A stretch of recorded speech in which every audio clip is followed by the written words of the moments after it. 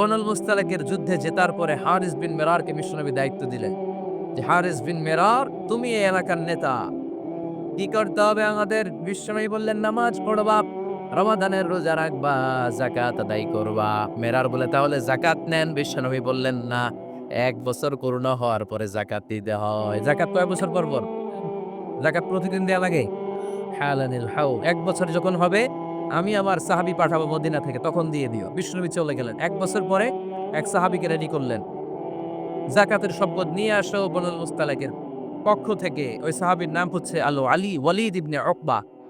বিশ্বনবী ডেকে বললেন, ওয়ালিদ যাও, 1 বছর সময় অতিক্রান্ত হয়েছে, বনুল মুস্তালিকের লোকদের যত যাকাতের সম্পদ জমা হয়েছে নিয়ে আসো।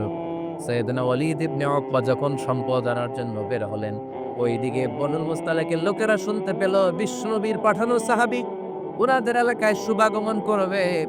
ওই সাহাবীকে লাল গালিচার সংবর্ধনা দেওয়ার জন্য সেনাবাহিনী সহ পুরো এলাকা থেকে সব সৈন্যবাহিনী সহ তারা মরুভূমির মধ্যে এসে দাঁড়িয়ে রয়েছে।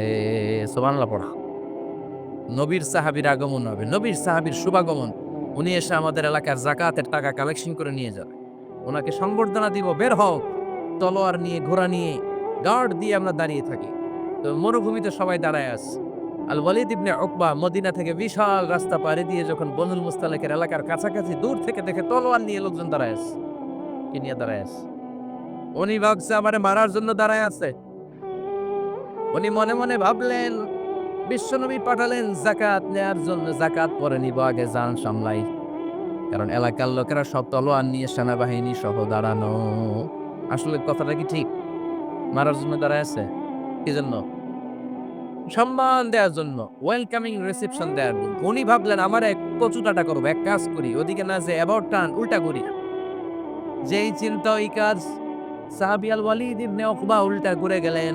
মন্দ ধারণা নিয়ে ফিরে যেয়ে বিশ্বনবীরে বললেন, নবী, আপনি আমার মাইর খাওয়ার জন্য পাঠাইছিলেন, যাকাত আনার জন্য পাঠিয়েছেন, কিন্তু তারা যাকাত তো দিবেই না, আমারে হত্যার জন্য তলোয়ার নিয়ে দাঁড়িয়েছিল গো নবী। কথা কি সত্য? উনি ভুল বুঝতে পারছে। উনি ভুল বুঝেছেন, না বুঝে ভুল কথায় বিশ্বনবীর কাছে প্রচার করে দিলেন। আল্লাহর হাবিব সাল্লাল্লাহু আলাইহি ওয়াসাল্লাম সহজ সরল মনা নবী। সাহাবী তো আর মিথ্যা বলবেন না। বিশ্বনবীও বিশ্বাস করলেন। বিশ্বাস করে খালিদ ইবনে ওয়ালিদের নেতৃত্বে 1000 সৈন্যের অভিযান পাঠালেন। বললেন, যাও, যে দেখো ঘটনা কি। ঘটনা সত্য হলে অভিযান চালাও। আল্লাহ বলেন, নবী অভিযান করে চালায়েন, একটু থামেন। ফাসাবাইয়ানু ইন জাআকুম ফাসিকুম বিনাবাইন ফাসাবাইয়ানু। নবী ওয়ালিদ এসে আপনার কাছে দেই তথ্য প্রচার করেছে, তথ্যটা সঠিক নয়। আগে যাচাই করেন, তারপরে অ্যাকশনে যান। ঠিক কি না? আমরা ডাইরেক্ট অ্যাকশন মারি। আমরা কি করি? Action, action, direct action. সত্য না মিথ্যা দাঁড় দাঁড়িয়ে। আল্লাহ বললেন, নবী অভিযান চালাবেন না। ওয়ালিদ যেই কথা আপনারে বলেছে এই কথাটা সত্য নয়। আন তুসিবু কওমান বিজাহালাতিন ফাতুসবিহু আলা মা ফাআলতুম নাদিবিন। আপনি যদি ওই মুসলমানদের এলাকায় না জেনে অভিযান পাঠান, এই অভিযানে যদি কেউ মারা যায়, প্রত্যেকটা মৃত্যুর দায়ভার কিন্তু আপনার কাঁধেই বর্তাবে গো নবী। ঠিক কি না? এই যে আপনি চেক না করে, জাস্টিফাই না করে, নিশ্চিত না হয়ে, ওয়ালিদের কথায় বিশ্বাস করেই বনুল মুস্তালিককে অ্যাটাক করার জন্য 1000 সৈন্যবাহিনী পাঠালেন। ওরা যদি আক্রমণ করত, কেউ যদি মারা যেত, এই দায়ভার কার? আমার নবী। ঠিক কিনা? নবীকে শিখানোর মাধ্যমে আল্লাহ তাআলা গোটা উম্মাহকে শিখাইয়ে দিলেন, ইন জাআকুম ফাসিকুম বিনাবাইন ফাতাবায়ানু। কেউ যদি খবর নিয়ে আসে, শুনেই বিশ্বাস করো না। আগে যাচাই করো, আগে চেক করো, তারপরে বিশ্বাস করবা। ঠিক কিনা? তাহলে এখন থেকে একটা কিছু শুনলে বিশ্বাস করবেন? ৪ নম্বরে আল্লাহ বললেন, লা ইয়াসখার কওমুন মিন কওম। কেউ কাউরে ঠাট্টা করব না আমরা। অবজ্ঞার সুরে কোনদিন কাউরে কোনো কথা বলবো না। রাজি আছেন? সবাই রাজি? এরপরে ৫ নম্বরে আল্লাহ বললেন, ওয়ালা তালমিজু আনফুসাকুম। খবরদার, তোমরা অন্যের দোষ খোঁজো না। দোষ খুঁজবা নিজেদের। কিন্তু সমাজে আমরা অন্যের দোষ খুঁজি কি খুঁজি না। ৫ নাম্বার, ওয়ালা তালমিজু আনফুসাকুম। Never ডিসফেম each other. একে অপরের দোষ খোঁজো না।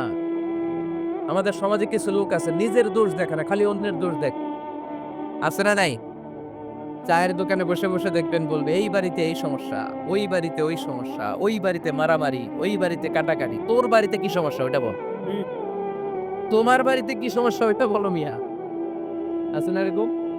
এই হুজুর ভালো না, এই সমস্যা। ওই হুজুরও ভালো নয়, এই হুজুরও খারাপ। এই হুজুরের এই সমস্যা। তুমি হুজুরের কি সমস্যা? তুমি হুজুরের কি সমস্যা আগে জাতির কাছে ওইটা বলো। আগে নিজে ভালো হও। নিজে ভালো তো জগৎ ভালো। এজন্য খবরদার অন্যের দোষ খুঁজবেন না। এটা খুব বাজে একটা স্বভাব। খালি অন্যের দোষ খোঁজে। যে নিজে নিজের দোষ খুঁজতে পারে, যে নিজে নিজের সমালোচনা করতে পারে সে সবচেয়ে বুদ্ধিমান। কারণ অন্যে কি করছে এই ব্যাপারে আপনারা ধরবে আল্লাহ? কথা বলেন না কেন? আল্লাহ আপনাকে ধরবে আপনার কি সমস্যা? আপনি কি করলেন? শুধু ওই ব্যাপারেই আপনি জিজ্ঞাসিত হবেন। এজন্য আল্লাহ বললেন তাদের উপর আমার লানত, তাদের উপর ধ্বংস যারা প্রকাশ্যে অপ্রকাশ্যে অন্যদের দোষ খুঁজে বেড়ায়, দোষ বলে বেড়ায় এরকম আছে না নাই? আল্লাহ লানত দিয়ে বললেন ওয়াইলুল লিকুল্লি হুমাযাতিল লুমাযা। গোপনেও দোষ খোঁজে প্রকাশ্যেও দোষ বলে তাদের উপর আল্লাহর লানাত। হুমাযাতিল লুমাযা, এই লুমাযা শব্দ থেকে আল্লাহ এনেছেন ওলা তালমিযু আনফুসাকুম। একে অপরের দোষ খোঁজো না, নিজের দোষ খোঁজো। সেই সবচেয়ে বুদ্ধিমান। তাইলে আমরা আত্মসমালোচনা করব না। কি করব? খেয়াল রাখবেন সবচেয়ে খারাপ হচ্ছে সমালোচনা। সবচেয়ে খারাপ কি? তারপর কিছুটা ভালো যেটা সেটা হচ্ছে আলোচনা। সেটা কি? আলোচনা। সবচেয়ে ভালো হচ্ছে আত্মসমালোচনা। সবচেয়ে ভালো কি? তাহলে ৩ টা বললাম। এক হচ্ছে সমালোচনা। আমরা করব? না। আমরা করব আলোচনা আর সবচেয়ে বেশি করব আত্মসমালোচনা। Self criticism. রাতে ঘুমানোর আগে একটু ভাবতেন কি, কি ভুল করলাম? কাকে, কাকে কষ্ট দিলাম? কি, কি অন্যায় আজকে আমার দ্বারা হলো? কালকের দিনটা যেন আমার আজকের দিনের চেয়ে ভালো হয়। নিজের সাথে নিজের এরকম বোঝাপড়ার দরকার আছে না নাই? আমরা যেন আত্মসমালোচনা করি ফরিদপুরের ভাইয়েরা। অন্যের দোষ যেন না খুঁজি। Small people talk about people. যারা নিচু মনের মানুষ এরা শুধু মানুষের দোষ খুঁজে বেড়ায়। মানুষ নিয়ে কথা কয়। এই মানুষ, এই মানুষের সমস্যা, এই সমস্যা। Average people talk about things and story and the incidents. যারা মাঝারি মনের মানুষ তারা বিভিন্ন ঘটনা নিয়ে কথা বলে, বিভিন্ন বিষয় নিয়ে কথা বলে। আর গ্রেট পিপল যারা মহামানুষ they talk about ideas. তারা নতুন, নতুন আইডিয়া নিয়ে কথা বলে। এই আইডিয়া সমাজে এপ্লাই করলে, ইমপ্লিমেন্ট করলে সমাজটা বদলে যাবে। এই আইডিয়া এখানে সেট করলে এখানে কল্যাণ হবে। বড় মনের মানুষরা আইডিয়া নিয়ে কথা বলে। এখন দ্য ডিসিশন ইজ ইয়ার্স। সিদ্ধান্ত আপনার। আপনি কি ছোট মনের মানুষ হবেন না বড় মনের মানুষ হবেন? অন্যরে নিয়ে আমার কোনো টেনশনের দরকার নেই। আরে আমি জান্নাতি না জাহান্নামী এই টেনশনে তো ঘুম আসে না আমার। আমার কি হবে আমি জানি না। আমি আরেকজনের দোষ খুঁজি, আমি আরেকজনের বদনাম বলি, আমি আরেকজনের পিছু লেগে থাকি। খবরদার, বিশ্বাসী বলে যারা দাবি করে তারা কখনো অন্যের পিছু লাগতে পারে। খেয়াল রাখবেন কেউ যদি পিছু লেগে থাকে ও আজীবন পিছেই থাকবে। পিছু লাগা মানে কি? ও সামনে না আমি সামনে। কথা বোঝে নাই বোধহয়। কেউ যদি আমার পিছু লাগে ও সামনে না আমি সামনে। আমি সামনেই থাকবো ও পিছনেই থাকবে। কথা বুঝতে পেরেছেন? খবরদার, পিছু লাগবো না কারো। কারণ কারো পিছু লাগলে আমি পিছনে পড়ে যাব। কারো দোষ খুঁজবো না, নিজের দোষ খুঁজবো। আমার কি সমস্যা? আমার কি ইমপ্রুভ করা দরকার? আমার কি ডেভেলপ করা দরকার? আমি নিজেকে কিভাবে সাজাতে পারি? এই নিয়ে থাকবে আমার টেনশন। আল্লাহর দেয়া আমাদের জন্য সবচেয়ে বড় উপহার হচ্ছে সময়। আল্লাহ আপনারে এত কিছু দিয়েছে। এর মধ্যে সবচেয়ে দামি কোন জিনিসটা দিয়েছে জানেন? সময়। কি দিয়েছেন? আমাদের জীবনের এই সবচেয়ে দামি জিনিসটা এই সময়টা আমরা অন্যের পিছনে লাগাই ফেলি। অন্যের দোষ খুঁজতে, খুঁজতে অন্যের এই সময়টা দিয়ে দেই। নিজের সময় নিজের কাজে লাগাতে পারি না, তাই না? এজন্য আমরা যেন অন্যের দোষ না খুঁজি, নিজের দোষ খুঁজি। ওয়ালা তালমিযু আনফুসাকুম। একে অপরের দোষ খোঁজো না। আদেশটা কার? আওয়াজ করে বলতে হবে আদেশটা কার? এরপরে রব্বুল আলামিন বললেন ওয়ালা তানাবাযু বিল আলকাব। খবরদার, খবরদার কাউরে মন্দ নামে ডেকো না। প্রত্যেককে যে নামে ডাকলে সে খুশি হয় তাকে ওই নামে ডাকো। কোনো মন্দ নামে কখনো কাউরে ডাকা যাবে না। মন্দ নামে ডাকা যাবে? সম্মানিত ভাইরা, কাউরে মন্দ নামে ডাকবেন? তার যেই নাম ওই নামে ডাকবে। যে নামে সে নিজেকে ডাকলে পছন্দ করে তাকে ওই নামে ডাকবে। মন্দ নামে কাউরে ডাকা যাবে না। এটা কবিরা গুনাহ। এটা কি গুনাহ? কবিরা গুনাহ। কারণ প্রত্যেকের নামটা প্রত্যেকের কাছে খুব প্রিয়, খুব আপন, খুব যত্নের। আচ্ছা, দেখবেন আমি অনেককে দেখেছি সাগর পাড়ে, বালুর তীরে, বালু পেলেই প্রত্যেকে নিজের নামটা লেখে। লেখে আবার লাভ চিহ্ন দেয় এমনে। বড় করে একটা কি দেয়? লাভ মানে কি? তার মানে আমার নামটারে আমি ভালোবাসি। প্রত্যেকে প্রত্যেকের নামটারে বড্ড ভালোবাসে। এজন্য কখনো এই রোহিঙ্গা পয়েন্নির্ভূত এগুলো বলবেন আর যার যেই নাম ওই নামটা সুন্দর করে ডাকবেন। আল্লাহ বলেন ওয়ালা তানাবাযু বিল আলকাব, মন্দ নামে কখনো কাউকে ডেকো না, সুন্দর নামে ডাকো। নামের বিকৃতি কবিরা গুনাহ, আমরা আমাদের দেশে এটা করি। কত সুন্দর নাম বাবা মা রেখেছে, আবু বকর, ওরা ডাকে বক্কইরা। কি ডাকে? বাবা মা রেখেছে আব্দুল ওয়াক্কাস, ওরা ডাকে হ্যাঁ আক্কাইচ্চা। এটা হইলো? এগুলো করবেন? আল্লাহর নামের সাথে মিলায় কি সুন্দর নাম আব্দুল কুদ্দুস, ওরা কি ডাকে? হ্যাঁ, আজকে থেকে আর ডাকবে না? ডাকবে না? তাহলে প্রত্যেককে আমরা প্রত্যেকের সুন্দর নামে ডাকতে রাজি আছি না নাই? এরপরে আল্লাহ ৮ নম্বরে বললেন ইয়া আইয়ুহাল্লাযীনা আমানু ইজতানিবু কাসীরাম মিনাল-যান ইন্না বা'দায-যান্নি, খবরদার আন্দাজ অনুমান করে কথা বলো না। ইজতানিবু কাসীরাম মিনাজ-যান, অতিরিক্ত আন্দাজ আর অনুমান নির্ভর কথা থেকে বেঁচে থাকো। আদেশটা কার? আন্দাজে কোনো কথা আমরা বলবো না, অনুমান নির্ভর কথা বলবো না। কারণ ইন্না বা'দায-যান্নি, বেশিরভাগ আন্দাজ অনুমান নির্ভর কথাগুলো মিথ্যা হয়, ফলে পাপ হয়, ঠিক কিনা? আপনি জীবনে যত আন্দাজ করে কথা বলেছেন তার বেশিরভাগই মিথ্যা, বেশিরভাগই ভুল। তাহলে আন্দাজ অনুমান নির্ভর কথা কোনো মুমিন বলতে পারে? খবরদার আন্দাজ অনুমান নির্ভর কোনো কথা আমরা বলবো না।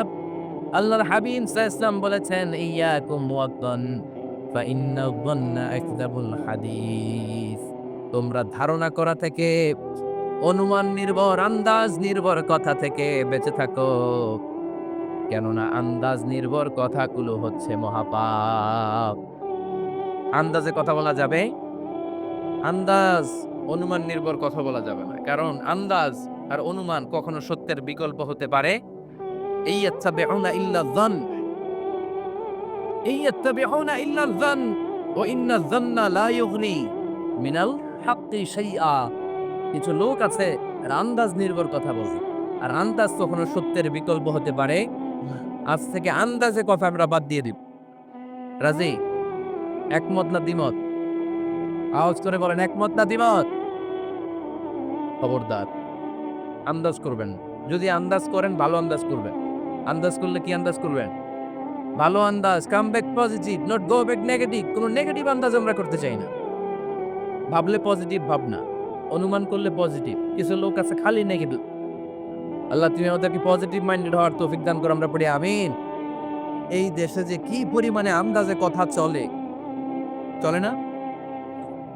আপনি দেখলেন আপনার এক বন্ধু রিকশায় করে এক মেয়েকে নিয়ে ঘুরে বেড়াচ্ছে, এটা দেখেই এসে বলা শুরু করলেন আমি তো দেখছি আমার বন্ধু বন্ধু প্রেম ভালোবাসা শুরু করছে, এক মেয়ের নিয়ে প্রেমে পড়ে গেছে, আমার বন্ধু তো প্রেমে হাবুডুবু খায়। কেমনে বুঝলি? কারণ আমি নিজ চোখে দেখেছি। মেয়ে নিয়ে রিকশায় ঘুরতেছে, বান্ধবীর নিয়ে, প্রেমিকারা নিয়ে রিকশায় ঘুরে। এমনও হতে পারে আপনার বন্ধুর পাশে রিকশায় যে মেয়েটা বসা ছিল সেটা তার আপন বোন, হতে পারে না? তার পাশে যে মেয়েটা বসা ছিল এটা তার আপন ভাগ্নি, হতে পারে তার আপন খালা, হতে পারে না?